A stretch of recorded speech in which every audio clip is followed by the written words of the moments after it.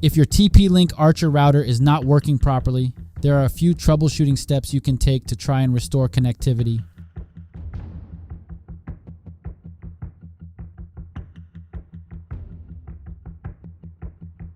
Power cycle the router. Unplug your Archer router and cable modem from power completely. Wait 30 seconds before plugging them back in.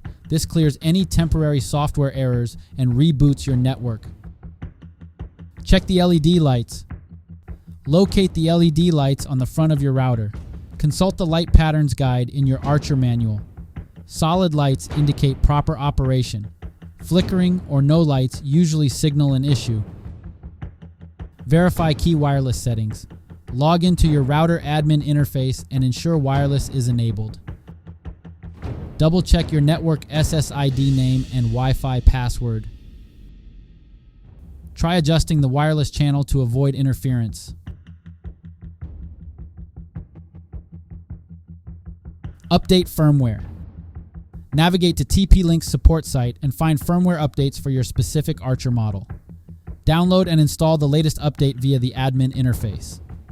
This can resolve software glitches causing connectivity problems. Reset your router.